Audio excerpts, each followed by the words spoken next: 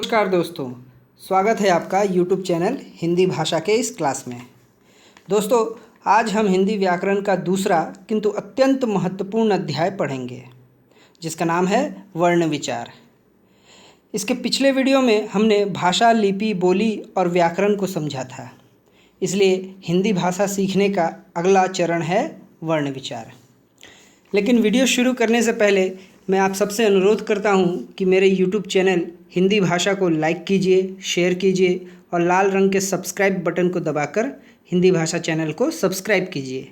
और हाँ, subscribe button को दबाकर बगल वाली घंटी को दबाना न भूलिएगा, ताकि मेरे हर आने वाले वीडियो की नोटिफिकेशंस आपको मिलती रहें।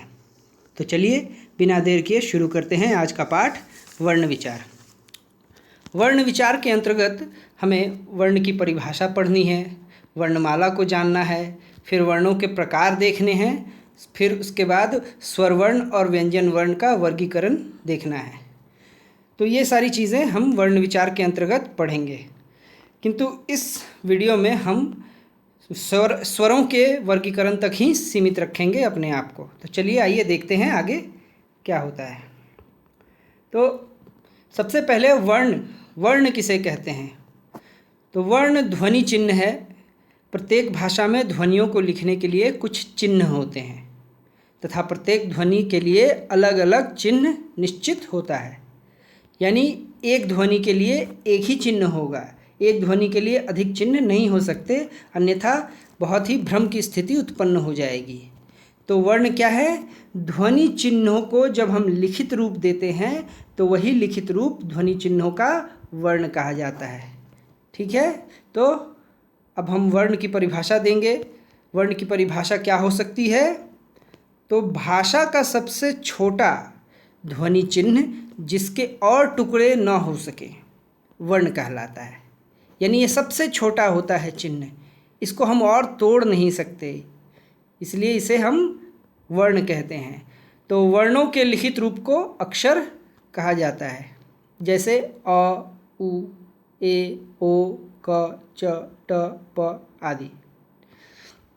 अब वर्णमाला। तो वर्णमाला किसी भी भाषा के सभी वर्णों को मिलकर, उसको मिलाकर जो समूह बनता है उसे उस भाषा की वर्णमाला कहते हैं। किसी भी भाषा में जो जितने भी सारे वर्ण हैं उन सारे वर्णों को मिलाकर जो समूह बनता है उस समूह को हम वर्णमाला कहते हैं, उस भाषा की वर्णमाला। और मानक हिंदी भाषा में वर्णमालाएं कितनी हैं? 52, जिनका प्रयोग हम देवनागरी लिपि में करते हैं। देवनागरी लिपि के बारे में पिछली वीडियो में मैंने बताया था। हिंदी भाषा को जिस लिपि में लिखा जाता है, यानी उसका जो लिखित रूप है, लिखित रूप दिया जाता है, उसको हम देवनागरी लिपि में लिखते हैं। तो अब ध्यान दीजिए, विदेशी भाषा के प्रभाव से हिंदी में कुछ ध्वनियों का आगमन हुआ है। तो विदेशी भाषाएं जैसे अरबी, फारसी हुई या अंग्रेज़ी हुई, इस तरह से जो विदेशी भाषाएं हैं, इन भाषाओं के कारण, उनके प्रभाव से कुछ ध्वनि चिन्हों का भी हमारे हिंदी भाषा में आगमन हुआ है और इनका प्रयोग करना आवश्यक हो जाता है। किन स्थितियों में? दो शब्दों के समान रूप से जो दिखाई देते हैं, सुनाई देते हैं, ऐसे शब्दों के अर्थ में भेद, यानी उनके अर्थों के अंतर को समझने के लिए, उसको स्पष्ट करने के लिए वो ध्वनियों, उन ध्वनियों का हम प्रयोग करते हैं। जैसे देखिए, तेज। तेज जो है सामान्यतः चमक के अर्थ में होता है। यहाँ सूर्य की चमक मान लीजिए, तेज का अर्थ सूर्य की चमक। किंतु दूसरा है तेज, यानी ज के नीचे जो बिंदी लगी है उसे हम नुक्ता कहते हैं। तो ये बिंदी के कारण तेज हो जाता है चाकू की धार, यानी ये दूसरे ही रूप में बदल जाता है। एक चमक है तो एक धार के रूप में प्रयुक्त होता है। तो ये जो अर्थ का जो अंतर है, इन अंतर को दिखाने के लिए हमें इस नुक्ता जैसे ध्वनि चिन्ह का प्रयोग करना पड़ता है।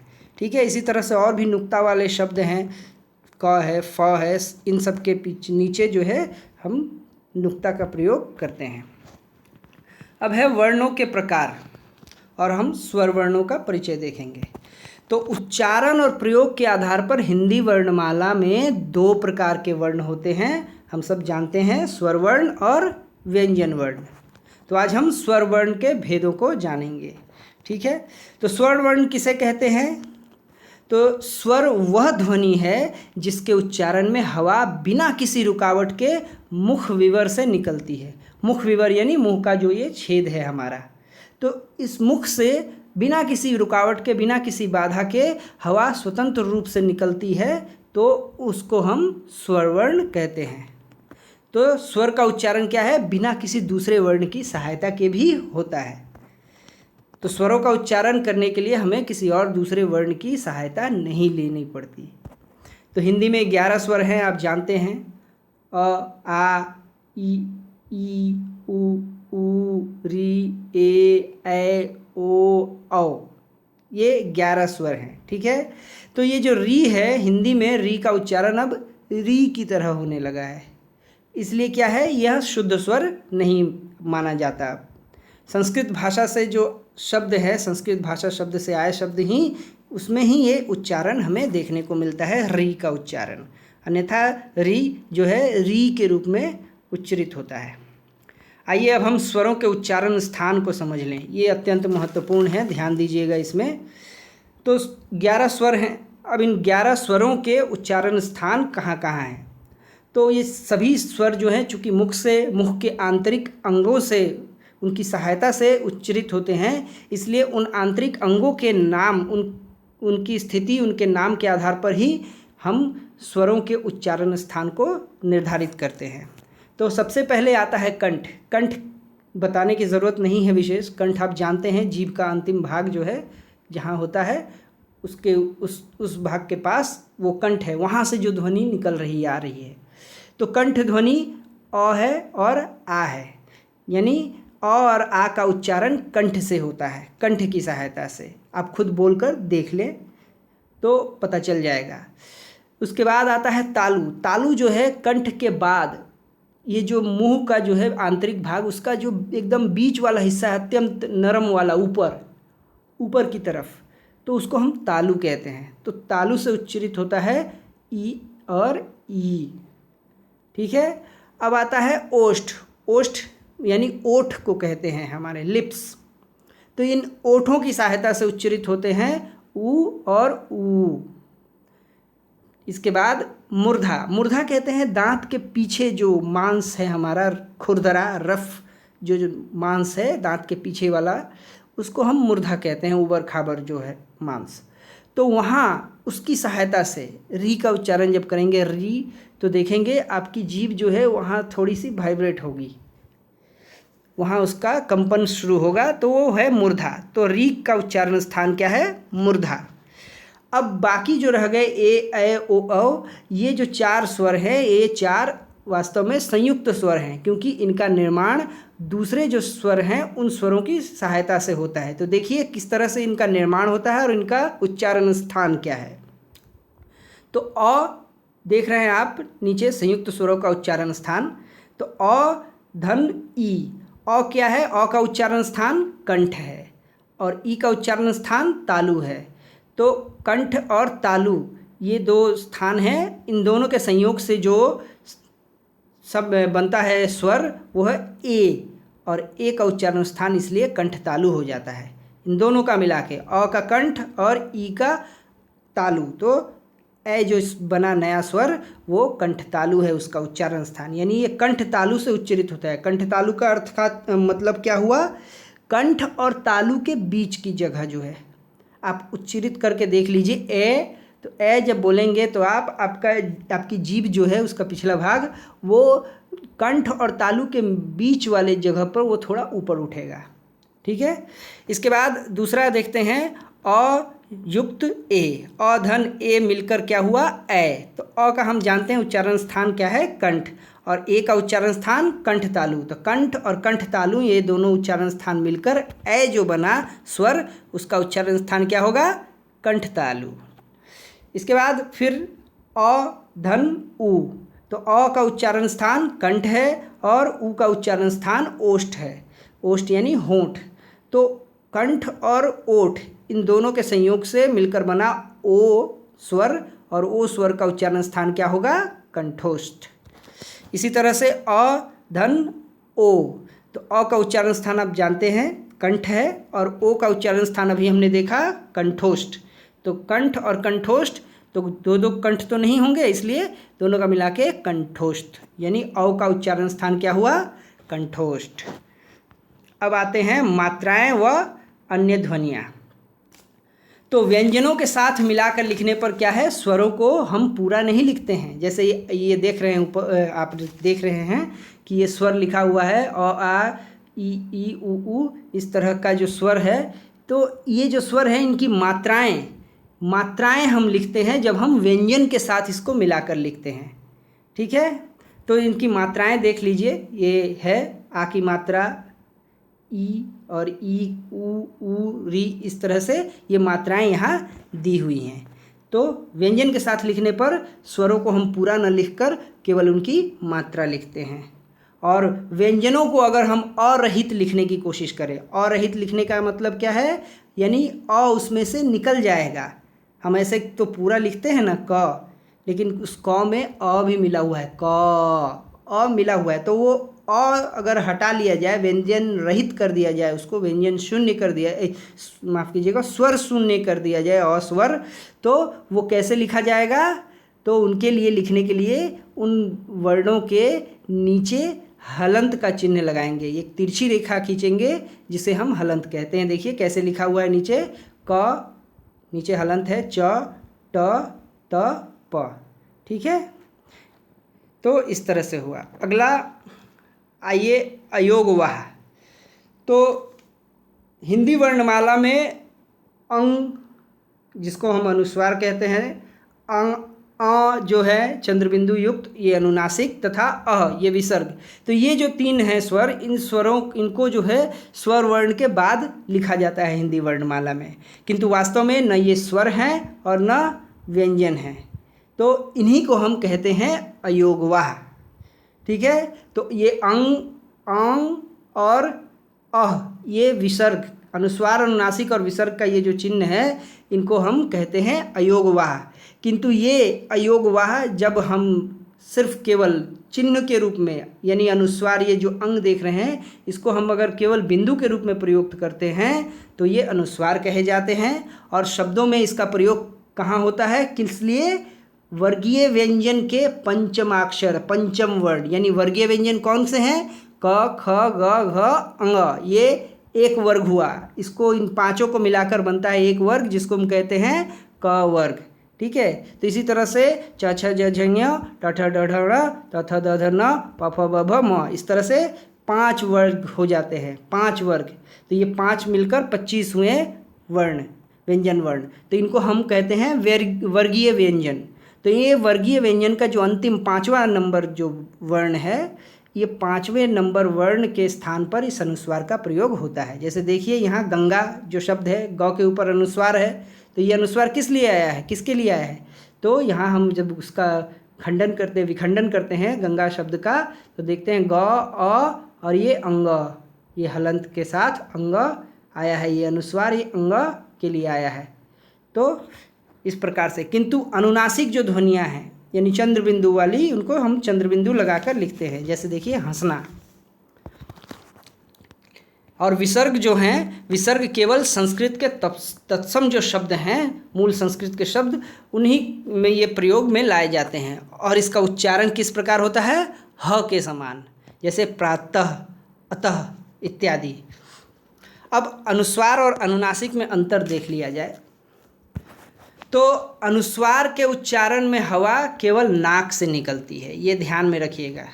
अनुस्वार का उच्चारण जब भी होगा, हवा नाक से निकलेगी, जबकि अनुनासिक के उच्चारण में हवा नाक और मुंह दोनों से निकलती है।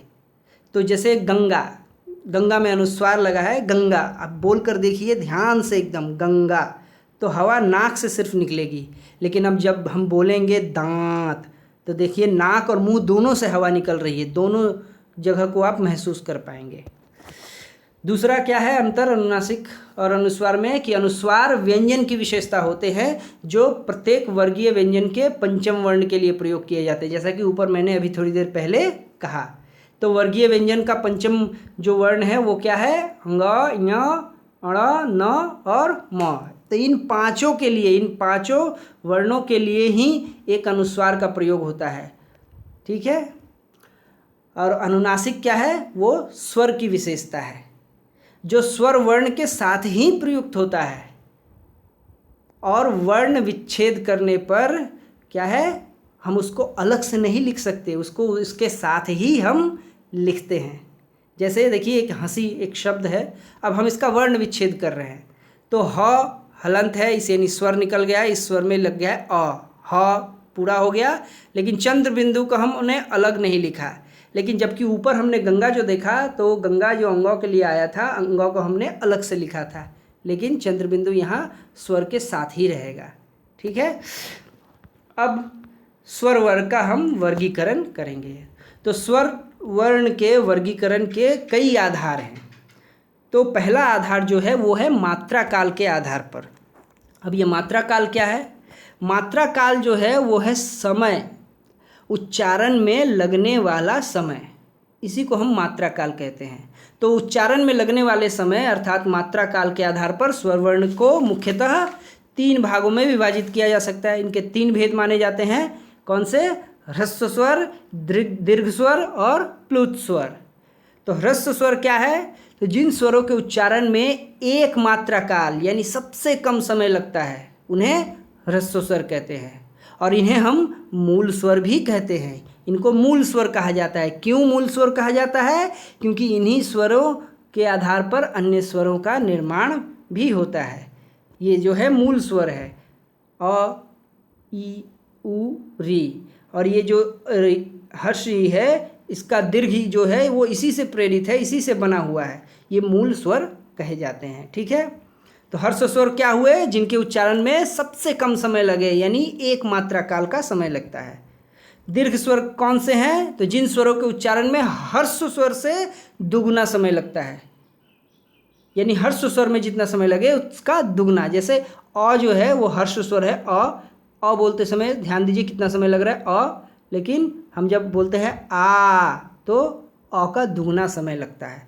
ठीक है, तो उन्हें कहेंगे हम दीर्घ स्वर। अब है प्लुत स्वर। तो प्लुत स्वर क्या है?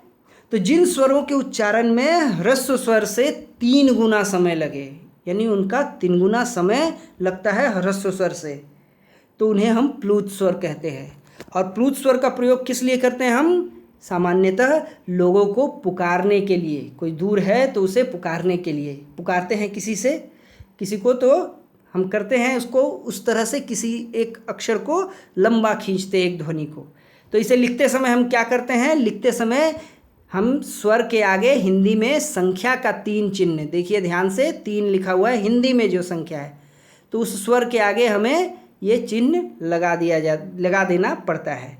ठीक है, उसे हम अंकित कर देते हैं। जैसे उदाहरण देखिए, ओ और ये 3 लिखा हुआ है म, ओम, तो इसको हम कैसे बोलेंगे? ओम। और पुकारते हैं किसी को हे राम, तो हे राम। ठीक है, तो ये हुआ प्लुत स्वर।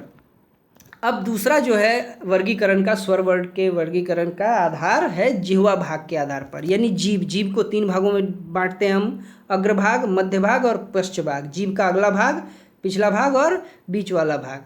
तो उस जिह्वा की स्थिति के आधार पर स्वर वर्ण को हम 3 भागों में बांट सकते हैं। तो पहला है अग्रस्वर, दूसरा मध्य स्वर और तीसरा पश्च स्वर। तो अग्रस्वर क्या है? तो जिन स्वरों के उच्चारण में जीभ का अग्रभाग थोड़ा ऊपर उठ जाता है। ध्यान दीजिएगा, जब ये उच्चारित करेंगे ई, तो देखिएगा जीभ का जो है अग्रभाग ई वो थोड़ा ऊपर उठकर हल्का सा वाइब्रेट करेगा। ठीक है, तो उन्हें हम अग्रस्वर कहेंगे, जिसमें जीभ का अग्रभाग, आगे का भाग वो थोड़ा ऊपर उठेगा। इसमें कौन कौन से स्वर आएंगे अग्रस्वर में? हर्षी, दीर्घी, ए और ऐ। अब है मध्य स्वर। तो मध्य स्वर में क्या होता है? मध्य स्वर में जीभ का मध्य भाग थोड़ा ऊपर की ओर उठ जाता है। ठीक है, वही चीज़ है मध्य भाग। तो आ, ये मध्य स्वर में एक आता है आ, देखिए ध्यान दीजिएगा।